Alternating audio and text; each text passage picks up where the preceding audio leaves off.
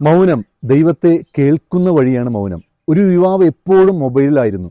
നോട്ടിഫിക്കേഷനുകൾ, മെസ്സേജുകൾ, social media. അവൻ്റെ മനസ്സിന് ഒരിക്കലും വിശ്രമമില്ല. ഒരു ദിവസം അവൻ മൊബൈൽ ഫോൺ ഓഫ് ചെയ്തു.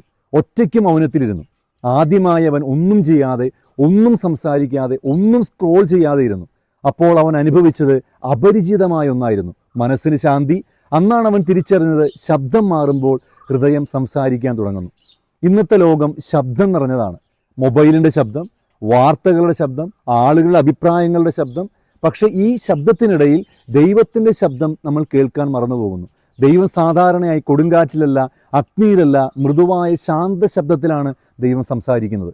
പ്രാർത്ഥന എന്നത് സംസാരിക്കുന്നത് മാത്രമല്ല, കേൾക്കുന്നത് കൂടിയാണ്. നമ്മൾ സംസാരിക്കുമ്പോൾ ദൈവം കേൾക്കുന്നു. നമ്മൾ മൗനത്തിലായിരിക്കുമ്പോൾ ദൈവം നമ്മോട് സംസാരിക്കുന്നു. അതുകൊണ്ടാണ് ഈശോ പറഞ്ഞു വെച്ചത്, ഒറ്റയ്ക്ക് മാറി മൗനത്തിലിരുന്ന് പ്രാർത്ഥിക്കാൻ. നമ്മുടെ പ്രശ്നങ്ങൾ പലതും ദൈവത്തിൻ്റെ മറുപടി ഇല്ലാത്തതിനാലല്ല, നമ്മൾ ദൈവത്തെ കേൾക്കാത്തത് കൊണ്ടാണ്. ദിവസവും കുറച്ച് നിമിഷങ്ങൾ മൗനത്തിലായിരുന്നാൽ ചിന്തകൾ ക്രമത്തിലാകും, തീരുമാനങ്ങൾ വ്യക്തിപരമായി നമുക്ക് എടുക്കാൻ സാധിക്കും. മൗനം ഒഴിഞ്ഞാൽ ജീവിതം ശബ്ദമായി മാറും.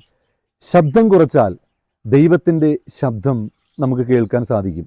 ദൈവം ദൂരെയല്ല, നമ്മുടെ ശബ്ദത്തിനിടയിൽ അവൻ്റെ ശബ്ദം മറഞ്ഞിരിപ്പുണ്ട്. Silence is where God speaks എന്നാണ് പറയുക. ഈ വർഷം ഒരു പുതിയ തീരുമാനമെടുക്കാം.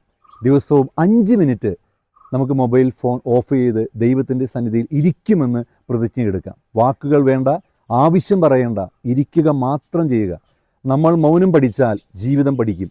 നമ്മൾ മൗനം സ്വീകരിച്ചാൽ ദൈവം നമ്മെ നയിക്കും. ഇന്നു മുതൽ ശബ്ദം കുറയ്ക്കൂ, ഹൃദയം തുറക്കൂ, ദൈവം സംസാരിക്കാൻ തുടങ്ങും. സഹയാത്രികൻ കൂട്ടിനുണ്ടാകട്ടെ.